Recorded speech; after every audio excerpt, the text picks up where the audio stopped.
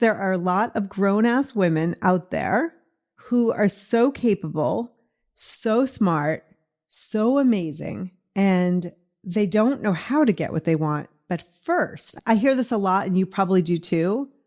How do I even know what I want? I don't know what I want. Yeah, that's a great one. And I do hear that a lot. But what I always tell women is I say, well, you do know what you want because you know what you don't want. Right.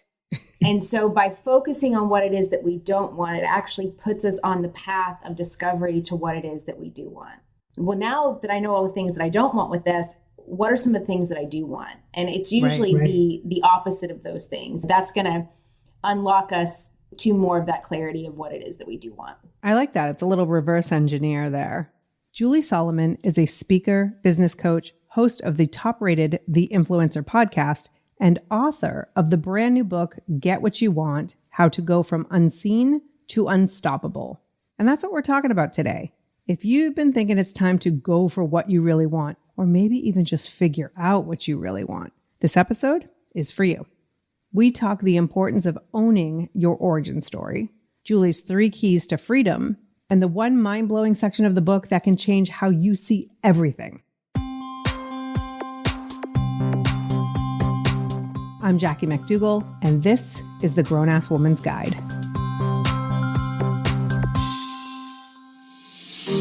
I absolutely love when women over 40 share their must-have products in our Grown-Ass Woman's Guide community. And I like to return the favor whenever possible. It's no secret that our bodies change as we age, and frankly, we need more lubrication in and out of the bedroom. I'm a huge fan of Coconut's coconut-based organic lubricant for those private moments, and their hemp-infused body oil everywhere else. Use them together to help nourish your skin, soothe pain and discomfort, increase sensation, and ease tension, so you can relax and enjoy being in your body. You can get both as a package deal for 10% off right now, and use code GROWNASS at checkout and receive another 15% plus free shipping. Trust me, you will thank me later for real.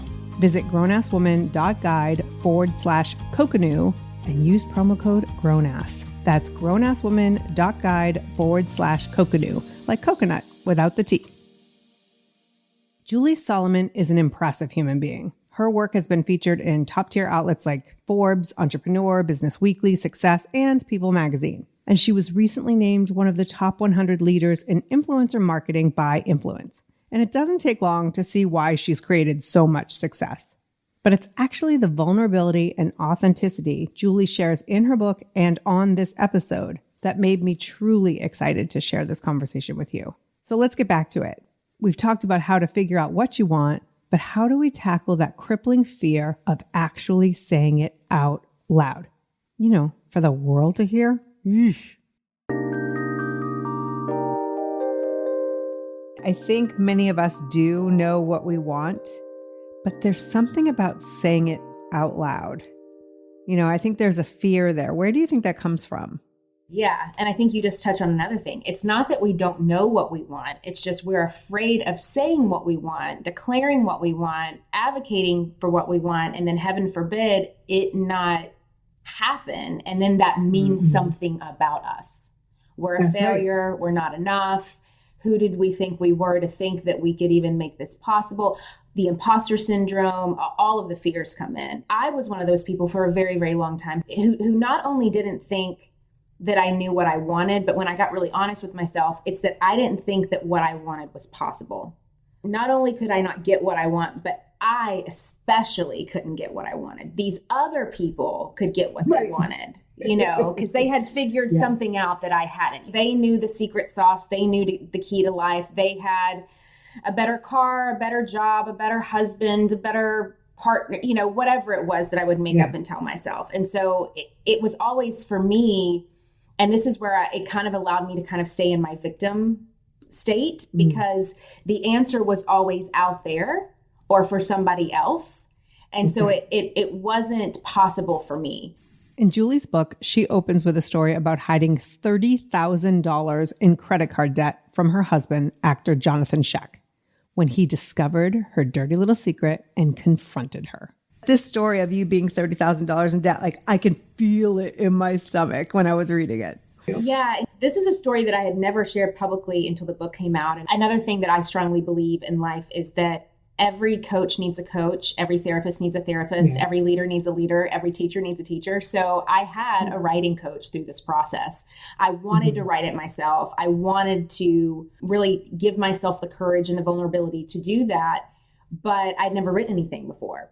And so I get on the phone with Mary, who is my amazing writing coach. And I just said, I need you to walk me through this. Like, what is too much? What is not enough? And she just said, well, just talk to me, just tell me some stories. Tell me the stories that if you think someone knew about them, like you wouldn't want to go crawl in a hole and die, like the most shameful, dark, icky stories.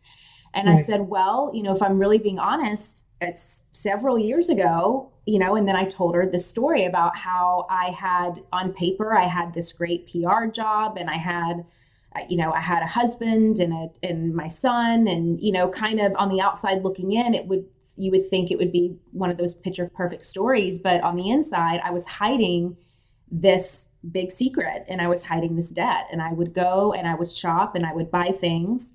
And then I would justify me buying things by saying, well, it's not like I'm going to Rodeo Drive and buying Hermes bags. I'm buying lip gloss and I'm buying a t-shirt from TJ Maxx, and how bad could it really be? But over the years, it compounded into a heaping amount of debt. And when my husband called and said, when were you going to tell me about the credit card?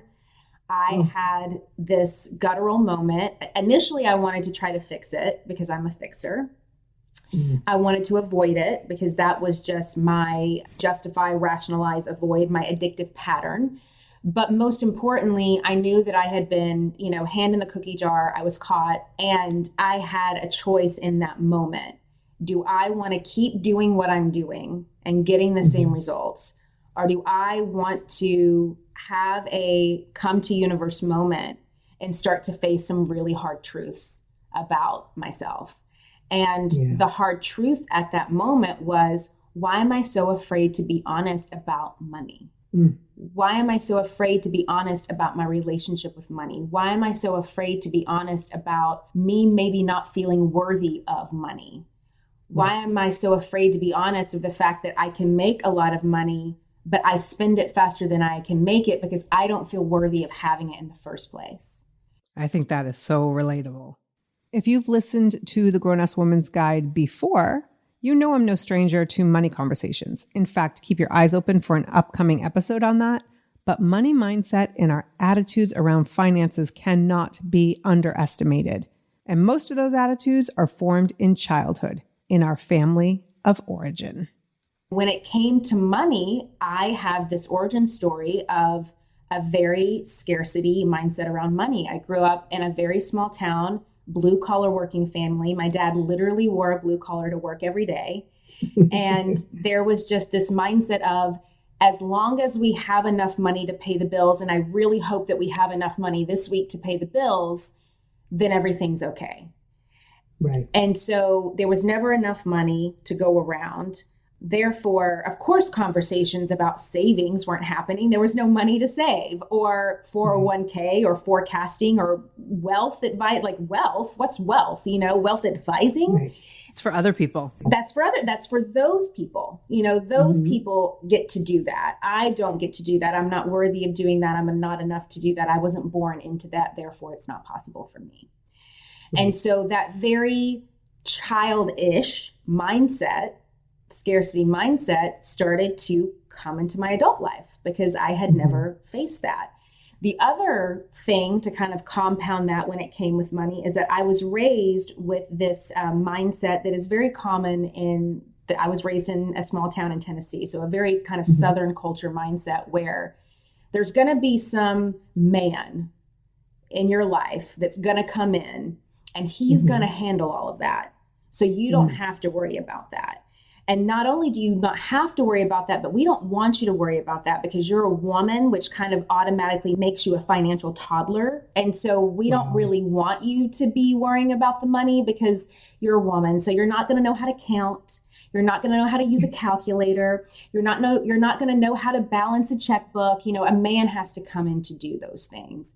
And so it was a very, kind of baby boomer mindset and a very Southern mindset. And so I was always waiting for this, fairy dad mother, fairy godfather, I should say, to fall down from the sky to kind of handle all of this for me. And I would see the patterns, and even in my first marriage, because I've been married once before. So in my first marriage, even though I was very young, there were these patterns. And I even remember my husband at the time being like, we need to talk about finances. And I'm like, I don't need to talk about that. That's your job.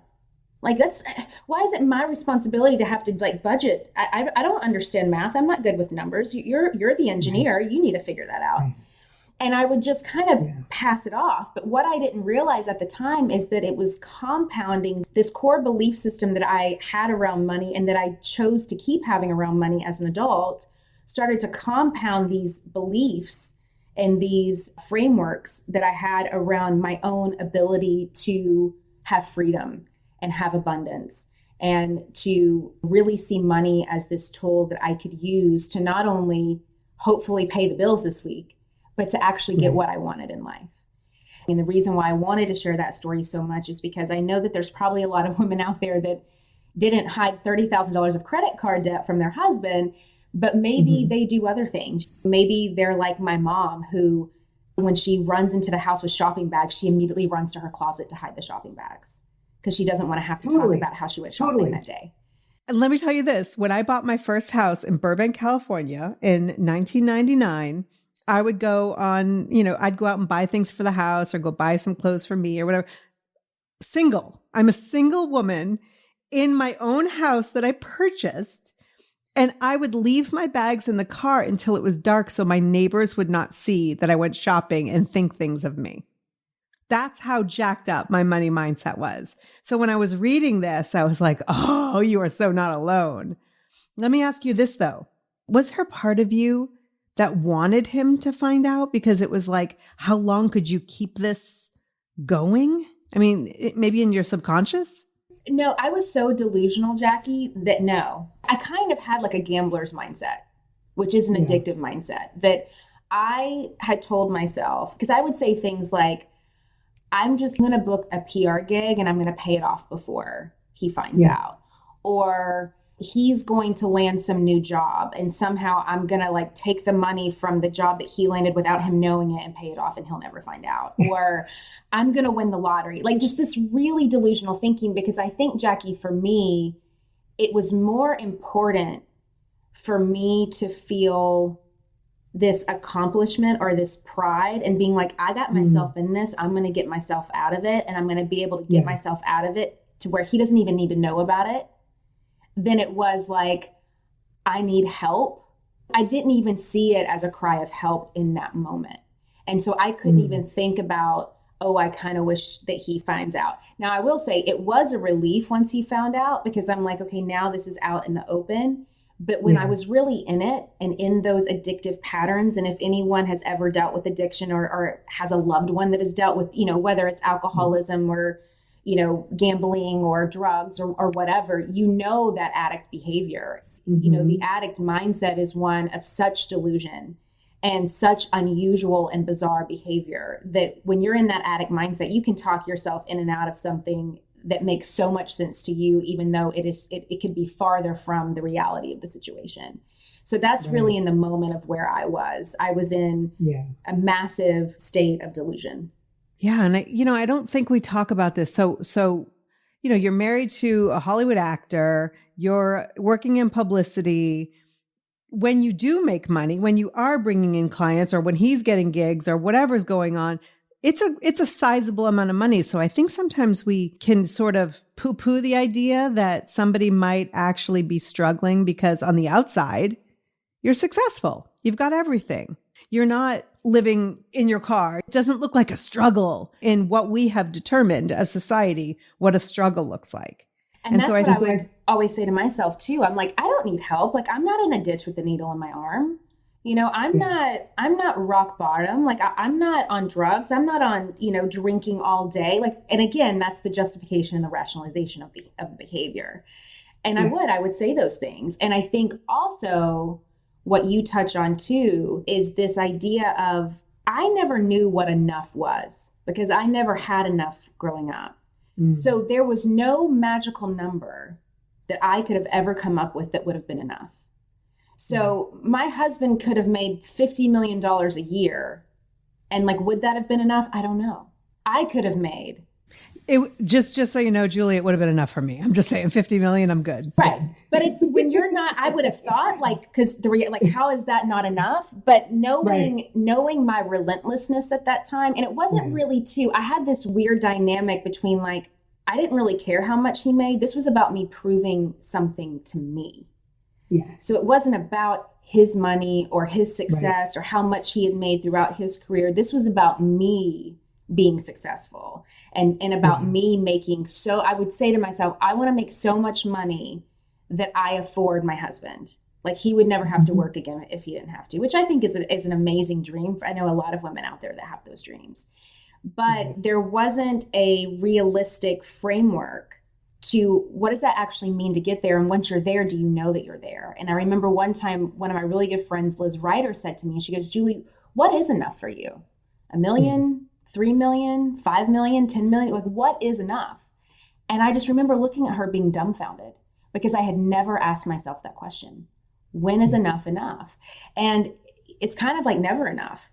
And so I think that when you're trying to fill up the void of enoughness, until you're really hit by those harsh realities, it's like you're kind of just throwing spaghetti at the wall, or you're kind of just, the cliff just keeps getting higher and higher as you keep going up it, because there was never that magical moment where I'd be like, okay, I've made all the money and I feel great and now I can just sit back. There was always a next level, and there was always this new thing that I wanted to accomplish or that I wanted to prove to myself.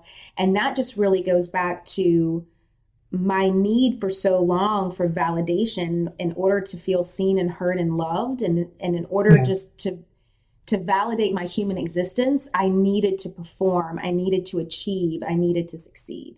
Yeah. And I think that's very relatable for a lot of women, because no matter, it's not even just about money. If you feel like it's not enough and you're not enough, no matter what you get, you've seen that, right? Where someone's like, this is what I want. And then they get it and they're like, no, it's not enough. Like, and I've felt it a lot in my life as well.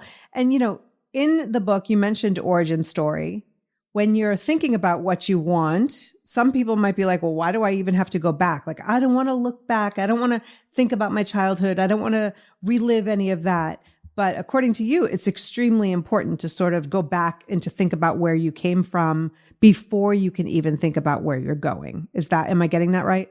Yeah. I'm a firm believer in not dwelling on where we've come from, but being really clear on the ideas of what got me to this place. Like what were the thoughts? What were the beliefs? What were the ideas? What were the frameworks that got me to this place that I don't want to be at? Because whatever that is, at least the way that my brain works, I really need to understand myself fully and wholeheartedly to be able to be the first to admit these are my strengths and these are not my strengths. And so how do I really use both to make sure that I'm showing up as the absolute best version of myself?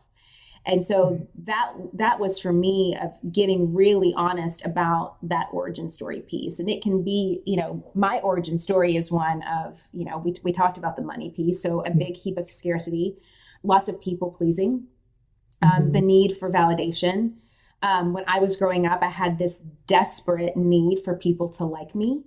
And so I would wear all these different kinds of masks or kind of be whatever people needed me to be so they would like me. I would automatically like people back just because they liked me without even checking in with myself on if I actually wanted to be around this person. So because of that, I would tend to hang out with the wild crowd, the crowd that did all the drinking and drugs and the partying. And I also liked that. That was thrilling to me. It was never the addictive patterns that I was attracted to, but it was the people who loved that kind of walking on the wild side that I loved, because I thought that I could fix them, or I thought that I could change them, or I thought that I could be the hero in their story. And then that led, the payoff to that was that I felt validated. I felt important. I felt loved. I felt seen. And so that is where kind of that self-righteousness comes in. And so if you don't get really clear on your origin story and what are these things that really make up how you now see the world, because the results that we see today just come from our beliefs, which are just the stories that we tell ourselves over and over again, which then dictate our thoughts, which then dictate our feelings, which then dictate our actions or reactions or responses in the world, which then dictate the results that we're seeing today. So what I've come to find is that by getting clear on where I've come from, by really understanding what my origin story is, it allows me to keep the focus on myself. And by keeping the focus on myself, I'm able to get really clear on where do I end and other people begin, codependency. Yeah. And, how can I start to take stock and actually change the things in my life that aren't serving me, that I don't want in my life anymore. And it also allows you to really see what are the payoffs in thinking those limiting ways, or in kind of that, the victimhood mindset of nothing ever works for me.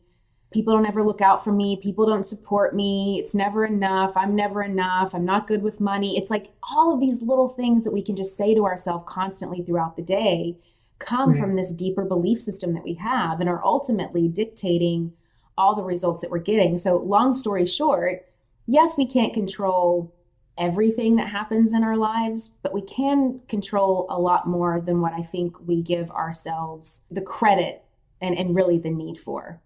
Because it can begin and end with me. And that's where, my 3 keys to freedom come in, which is awareness, acceptance, and perfect segue, because that's where I was going next.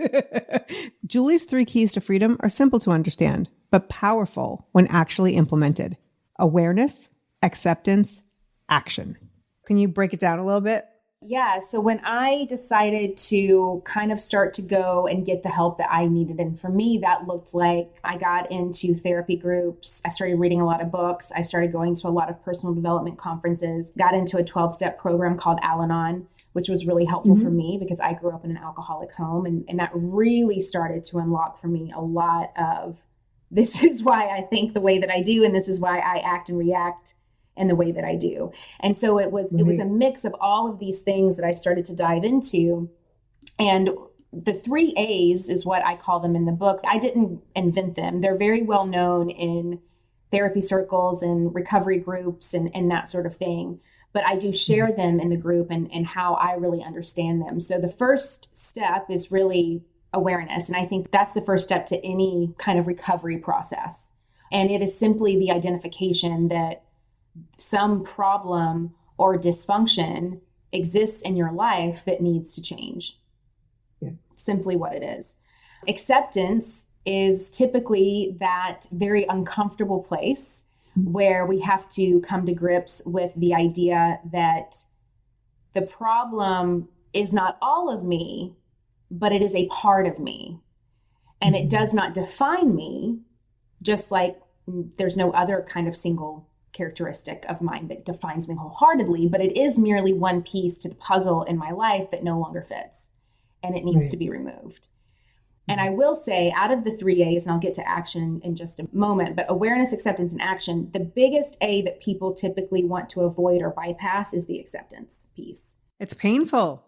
Yes, we're cool with being aware, we're cool with taking action, but to have to accept our part to play and the things that aren't happening in our lives that we don't like, or accepting our part to play in the things that we love to blame other people, places, and things for. Yeah. It's a big one. Yeah.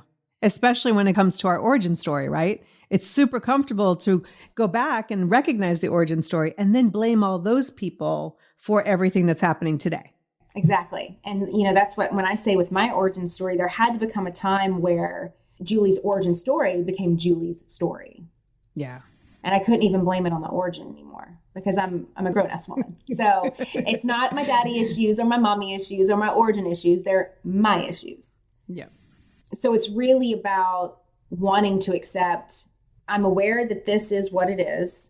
I'm accepting that it is what it is as it is and nothing more or less, even if I would want it to be something different. I'm also accepting my part to play, even if it's 1%, my part to play in this, even if it's just my reaction or response to it. And then we can go into action, which is just the plan that we can put together to start to restore the things that have maybe been lost or forgotten within that dysfunction. So that's where we can start to restore our self-esteem, our hope, our serenity, our balance, our confidence, our clarity in how we see the world. And that's why action is so important. And I think there are a lot of people out there who are taking action, and they haven't stopped to do the first two. Right. And so it's a lot of effort with very little gain because. Well, and that was me with the spending. Like I was taking, and I was spending. That's a lot of action. That's a lot of action, or even in a positive way, like not only was I spending behind closed doors, but then like I was showing up. I was, it was when I was doing all PR work at the time. So I had these clients and I could show up for them and I could be sound for them and root for them and achieve at a high level. But I wasn't aware of the massive glaring dysfunction that was in my life, nor was I ready to accept it. That's why it was hidden behind closed doors. Another habit some of us grown-ass women keep behind closed doors is our drinking. I have an episode coming up next week where my guest and I share our own raw and real journey to sobriety. So when Julie posted an episode of the Influencer podcast earlier this year where she discussed her decision to stop drinking, I was glued to my phone.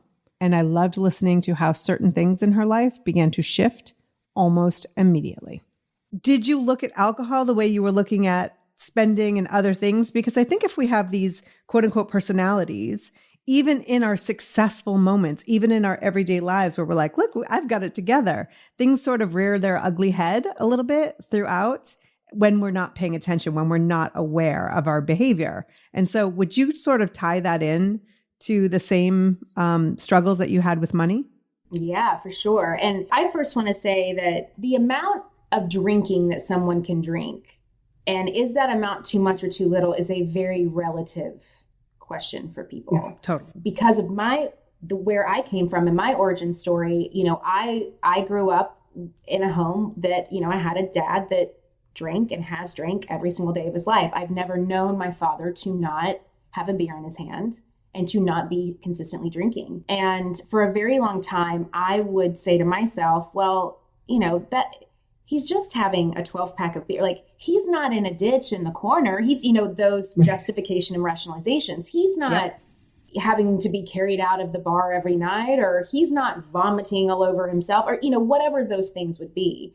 And so I have to preface this just by saying that I still have to be very aware and mindful of my defensiveness for people who drink, because I love to put them in this bubble and they're fine and they're safe and you got to leave them alone. And it's just due to my relationship with the effects of alcoholism. Okay. So with all of that said, for me, I have never been someone who would drink a 12 pack of beer every day. I would never be someone who would drink a bottle of wine every day, but I am a social drinker. I will want to go out and have a margarita, or maybe after a long day of work, I would crack open, a bottle of wine and have a drink. I have a husband who became sober in 2015. And so we used to drink more together, but then when he chose to live a life of sobriety that was best for him, it did kind of make it a little bit easier for me. And I was never one that, even in college and kind of growing up, I never had a lot of alcohol in my home. I would never be one that would make, I would have wine, but not the cocktails. However, as I would get busier, I noticed for myself about the end of last year that I was just kind of cracking the wine bottle open a little bit more. And at the end of every day, I was a new mom. Again, things tend to happen when you're new moms. The first time I was a new mom, I spent $30,000 and hid it from my husband. The second time I was a new mom, I was drinking, for me, what was a lot of wine. For me to have more than 2.5 glasses a night is a lot of wine. For me to have wine on the weeknights consecutively was, for me, having a lot of wine. For me to not just be a restaurant drinker, for me to start going and buying the stuff to make a margarita at home, That was just not common for me. I have some friends that it's like that's very normal for them to make some cocktails at home, and they would not consider themselves having a problem with drinking or consider alcoholism being an issue at all. So that's why it's very, very relative. And I also have a very skewed idea as to what maybe too much drinking is, because I was just around it so much as a child. And would you agree sometimes it's not what you're doing, but it's why you're doing it? So I have these girlfriends who will get up and have mimosas with breakfast or brunch, and I was never a day drinker, but they're having a great time and they don't seem to have any sort of like uncomfortable or difficult relationship with alcohol. It's just something they do. But for me, it was that constant thinking about it. So do you relate to that it's not what you were doing, but why? Yes. Why? And then just those thoughts of like, I would catch myself being like, oh God, what time is it? Like, I just cannot wait to have a freaking glass of wine. I would start saying these things to myself, which just wasn't, again, the norm for me. And it was that why piece. As after, weeks turned into months, and I started noticing that pretty much every day throughout the week, I was opening a bottle of wine and at least having one glass, if not two. And for someone who doesn't normally do that, if you go from having, maybe 5 glasses of wine a month to 60 a month, that's a big jump. I started to gain weight. My face started to break out. I couldn't sleep. When I would wake up in the morning, I was just foggy. Like I just did not feel good. And I kept being like, well, maybe it's the hormones because I'm not adjusted from the baby yet, or maybe it's this, or maybe it's that. Mind you, my daughter was a year old at this point. So, it wasn't that she was, a newborn, like she was sleeping through the night.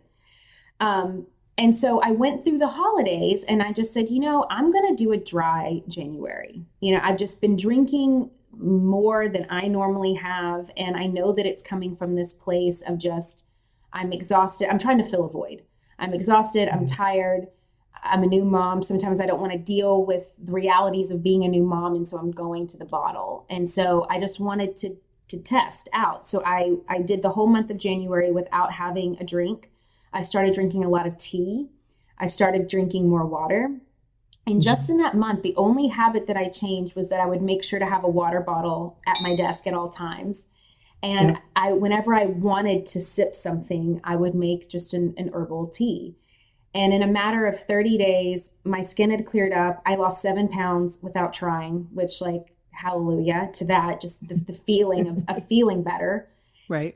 I was sleeping better than I had in almost a year. And that was really, to me, the results of that was all I needed to be like, I'm good. And I think that the first week or so was hard, but once I got into the flow of not drinking as much anymore, I didn't crave it as much. I didn't miss it as much. It allowed this reframe for me. And so even now, since the beginning of the year, I would ask myself, why do I want to have a drink right now? To celebrate something? Because I like the taste of it. Like, what is this reason of wanting to have a drink right now? And since January, it's been very rare. I'm not really drinking at home unless we're celebrating something. It's usually at a birthday or at a restaurant. And my body can't even handle a lot of the alcohol as much, anymore. If I have a glass of wine, I've tried since the beginning of the year, and I'm like, oh man, I have this headache. I feel foggy. And so it's really kind of cleared out just a lot of mugginess, I think, that I had. And so now I like a good margarita, a nice clean. The tequila for me is very clean. One of those, I feel great. And then, maybe a bubbly or like a mimosa or something like that to celebrate. But I don't know if that answers your question, but that's kind of been my discovery with that. And just allowing myself, being aware of it and accepting it for what it was, and then taking the action that I needed to take. But now also remembering to go easy on myself. If I do want to have a drink, that's safe and healthy for me. And if it's not disruptive to my own health or self-esteem or the health of other people around me, then allowing myself to do that with joy and in celebration, and not this guilt or, it being something else that it's not.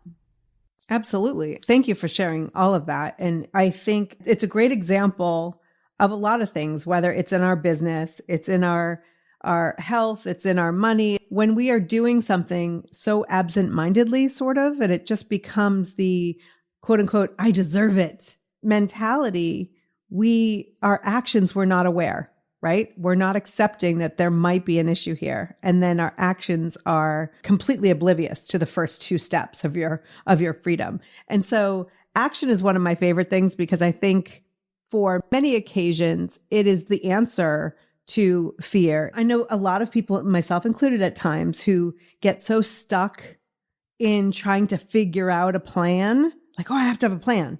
Whether, like, no matter what it is, right? It's all going to be written down and pretty bow around it. And sometimes just taking action will help you discover what it is you want and where you want to go. So there's a quote you have in the book. Imagine the woman you want to be. Think of what her daily life looks like. Notice what her habits, behavior, and routines would be. Write them down. Next, start showing up to those habits and routines. Start building them step by step, one day at a time. You don't wave a magic wand and become her. You don't wait for some person, place, or thing to give her to you. You build her. So start building. Ah, that is so good. Thank you. Yeah. And I mean, that goes back to, the drinking conversation that we just had. I had to ask myself, like, well, who is the woman that wakes up and feels refreshed every day? Is she drinking 2 bottles a week? Probably not. I don't know. Let me get curious about this. Well, what about the woman that feels excited to go outside and go for a walk? Is she drinking 3 glasses a night? Probably not. Because I know when I drink 3 glasses a night, the last thing I want to do is go for a walk. Or I know when I've had 3 bottles of wine a week, the last thing that I want to do is get up bright and early because I'm tired because I drank last night. And so I had to get really mindful on that idea of, we don't get what we want by waiting for our externals to change or by waiting to have what it is that whatever we think that we need to have. We start getting what we want by becoming the person that we need to be today that gets what we want to have tomorrow. How do they think? Who do they surround themselves with? What are their habits? What are their daily rituals? Another thing that I started doing at the beginning of this year was meditating. Yes, I have missed days, but I will really try to be intentional about sitting. I went and bought a meditation mat on Etsy. I will listen to binaural beats, even if it's just 10 to 20 minutes a day, to just give myself that space. I may be thinking about everything under the sun the entire time that I meditate, which is the antithesis of meditating, but at least I'm on the mat and I'm giving myself that time. Because what I have asked myself is, the woman that I want to become, does she have a practice like that in place in her life? Yes, she absolutely does. Does she see that as self-care? Yes, she does. Does she take the time to do that for herself so she can show up for the world around her? Yes, she does. And so I didn't wait for this magical day to happen to start meditating. I just started meditating, and I don't get it right. I don't get it perfect every day, but it's that action of doing it and being in the receiving mode of that you start to become who you want to be, I think. Absolutely. And you can apply that to your health. Does the woman who is running that 5K or that triathlon or whatever it is that you want to do, is she scrolling Facebook while drinking coffee for the first hour of her day? My bet is she's not. I think that is such a powerful thing. So if you're looking to build a business, if you're looking to change careers, if you're looking to do something in your life, are you showing up as that woman? And I love that you also say that, you're not on the mat meditating for 3 hours at a time and you're perfect at it and all of that. Like, flawed. We can take flawed action. We can take imperfect action all day, every day, because that's going to get us so much further than just thinking about it. And I think that it does come, it's not about faking it till you make it. It's about acting as if. I'm going to act as if I already am making $1 million. So what time do I get up? What's the first thing that I do when I get up? How am I spending my day? When does my day end? What is essential during my day? Am I checking out and then spending time with my family? Who am I having meetings with? Who am I surrounding myself with? What kind of content am I consuming? What kind of content am I creating? And even if you don't know the answers, make it up. It's like, really, at the end of the day, I don't know if the person that is running the 5K is scrolling on Instagram or not. But the version that I would want to be, if I'm running the 5K, I'm not scrolling on Instagram every day. Right. So I'm just going to make up and tell myself that that person is not scrolling on Instagram every day, because that's what's going to allow me to act as if I am like that person that is not doing the same thing. It's not about copying someone else and what they're doing or how they're doing it. It's copying the way that they think and really getting into their mindset of how they're approaching life and business and communication and whatever it is with confidence and clarity. Yeah, I love that. You've done all this work to improve your mindset, to get into the space, to become uber successful. Do you ever find yourself, slipping back into this, and how do you get out of it? It depends. I mean, sometimes if I'm riding one of the, oh, poor me, waves, like I could be on there for a hot minute. For me, I think reaching out, a support system helps. Being able to reach out to women that can call you in very quickly, but also very lovingly helps. Yeah. Like, to me, those are just mirrors. So like a good mirror helps. Like, who can kind of reflect this back to me right now? Right. And also getting really clear on, there's something that I talk about in the book about, why am I talking right now? Like, why do I want to show up and say something right now? Is it to be validated? Is it to try to get something that I want? Is it to feel seen? Is it to fill some kind of void? Or is it actually coming from this really impactful and uplifting and positive place? And so really getting clear on, like, why do I want to show up and say something? Why do I want to respond to something right now? Why do I want to, read this right now? Is it going to make me feel like crap about myself, or is it actually going to make me feel good about myself? Why am I seeking out whatever it may be? A big thing that comes up in my community is the idea of, I started this podcast and I read this review and it was not a nice review. And now I'm, it's like, well, why are you reading the reviews to begin with? Right. To feel better about yourself. So why don't we focus on that? If the goal is to feel better about yourself, there's so many different options that you have to do that. You don't have to go and seek out reviews about your podcast that may or may not make you feel good about yourself. So it's about getting really honest about what is the intention behind the action that I'm wanting to take. So that really helps me. Another thing that helps me, and I mention it in the book, the acronym is QTIP, and it stands for quit taking it personally. Like 99.9% of the things that other people may do or say have nothing to do with us and everything to do with them. And it's all just a reflection of their own experience. And so not taking it so personally really helps. And then another big thing that I've had to learn is that, and I can kind of catch myself quicker in this, is that I don't assume the responsibility for other people's success or happiness anymore. And that was like a huge recovery thing for me, because especially as a coach, I used to love to assume that, because it would make me feel like I was a better coach if somebody was more successful or happier. But that has nothing to do with me. I just really express my own success and happiness in a way that if you turn into it and you can be really in the vibration of that, then you can start to experience not only the benefit of seeing someone else do that, but the benefit of your own success and happiness. Because I've learned that, for me at least, when I became so dependent on what others were doing and how others were feeling, and most of all, how others were thinking and feeling about me, it put me in a very powerless and hopeless position, because then I was dependent upon what somebody else was doing with their focus, over which I have no control over to begin with. With no knowledge of what's actually going on with them in their life. Exactly. So it's like, when you start looking for those who quote unquote need you, what are you really looking for in that moment? Yeah. It's such a good point, because you could teach. I mean, you've got some incredible groups out there. You've got coaching, you've got, huge masterminds and all of that.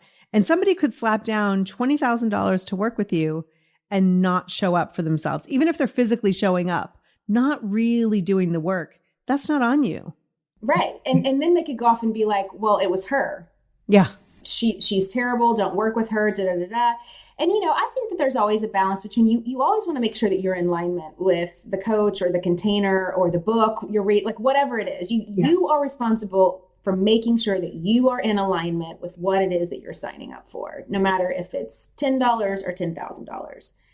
Right. But you, and only you, are ultimately responsible for your success and for your entire experience that you are having. And so the reason why I believe that is because I can't give my energy or my brain to someone else. I can only demonstrate my alignment to that person. And if we're in alignment, then they're going to be able to energetically meet me there, and we're going to have this really beautiful experience. If they're not in alignment, then they're not going to be able to meet me there. And then we're going to have a misalignment. And then that's what happens. And so I have just learned you have to give people the dignity of having their own experience, even if it's a misaligned one. Because if I just try to jump in to save or assume responsibility for it, then they're never going to learn whatever it is that they need to learn from that experience. So I know that my side of the street is clean. I show up, I do what I say what I mean. I don't say it mean. And whatever experience unfolds is what unfolds. So that has been huge for me. I don't know if that answers the question. No, yeah, absolutely. And I think you make a great point in that if somebody's listening right now and they're like, oh, she's not for me, and that could be you and that could be me, then you should go, this person listening should go and find someone who they do feel aligned with. Like, I'm a little rough around the edges. You're, polite and Southern. So we have our different vibes. And I think it's really important, whether you're reading a book or hiring a coach or whatever it is you're doing, to feel like, oh yeah, this is for me. This is aligned with me. This is who I am. Because then you're going to do the work. If you start not feeling that, you won't show up. You'll be resentful, or you'll be filled with excuses, or whatever it is. And it's never about the money. I mean, I've had people that have paid $30,000 and never showed up. And I've had people that have paid $300 and never showed up. It truly is about the alignment. And the other question that I would love to pose for those listening is that when I say things like, as a coach, it's not my responsibility, for your success or happiness, if that rubs someone the wrong way, being like, well, you're my coach, I've paid you, of course you have to have some responsibility to this. I love to ask people, well, what about your origin story tells you that? What about the things that you were told to believe, or the things that you were said to you growing up, makes you think that other people are responsible for your success and happiness? Because that's your part to play in it. Just like it's my part to play in it. And that's just another great example of why the origin story is so important in all the steps that we take in our life with our success, our freedom, whatever it is that we want. Yeah. And the stories that we continue to tell ourselves because we may have learned it. I have found myself throughout my adult life, hands on hips, like with so much passion, like, this is what I believe. And like halfway through it, like, no, I don't. Where did this come from? And then I have to sort of stop. I mean, I used to be a blogger, and I have a lot of stuff that's still out there, and I see my strong opinion out there, and I'm like, what an idiot. Like, but at the same time, it's an evolution, right? I am who I am now, and I was who I was then, and I had to grow and I had to learn. But it's just so funny that we dig our heels in, that this is what I think. And sometimes ask yourself, is this what you think? Right. So, and why do you feel the need to be so big about it, And I've been there. I mean, there are a ton of times that, throughout your journey of growing a business or sharing your thoughts and your heart with the world, there are times that you're just like, man, I'm so far removed from that version of myself. But it's also amazing too, because you get to see how far you've grown. Julie's book and all of the links to her podcast, programs, and more can be found at grownasswoman.guide/episode 167. But before we go, Julie's got one final gem for you to take with you. What do you want women to know? There's a quote in the book that's my favorite. And I say, you can't hide yourself and expect to be seen. Oh, so say that one again. Yeah. You can't hide yourself and expect to be seen. Yes. And there's so many women out there being seen for someone they're not. Yes. Or just hiding. And that's where expectations get crazy. Everything that we've talked about today. If you think that your responsibility of your life and your success and your happiness is not yours and yours alone, and I'm not saying that there isn't issues out there, systemic issues, racial issues, patriarchal issues. 100%. But you have to focus on, these are the things that I can't change, and these are the things that I can. So in the box of the things that you can change, if you are not taking 110% responsibility for that, then you are essentially hiding yourself and expecting to be seen. If you say that you want X, Y, and Z, but you're sitting in the corner, not making any changes, not making any movements, not taking any action because you're so afraid of making a mistake, then you're hiding yourself and expecting to be seen. If you keep trying to throw money at the problem and then getting mad at every person, place, and thing for not changing your life for yourself, you're hiding yourself and you're expecting to be seen. So that would be my biggest takeaway for any woman listening, is that you can't hide yourself and have this expectation of being seen and getting what you want in your life. Thanks so much for listening. If you like this episode, please share it with a friend. It is my mission to provide tools and support for more and more women to embrace their most badass, grown-ass lives. And if you feel inspired, leave a rating and review. That small act makes a huge difference. Unless, of course, you hate the show, then you're welcome to just skip that step. Until next time, remember, you are a grown-ass woman. Act accordingly. Spring has sprung, and with the change of seasons, sometimes comes an increase in vitality. If you're feeling in the mood for a little more personal time, may I suggest Coconut. Coconut is all about providing clean and natural ingredients when you're enjoying your most intimate moments, with or without a partner. Naturally safe products developed by people who are obsessed with quality. Get 15% off with promo code GROWNASS at grownasswoman.guide/Coconut. That's 15% off with promo code GROWNASS at grownasswoman.guide/Coconut.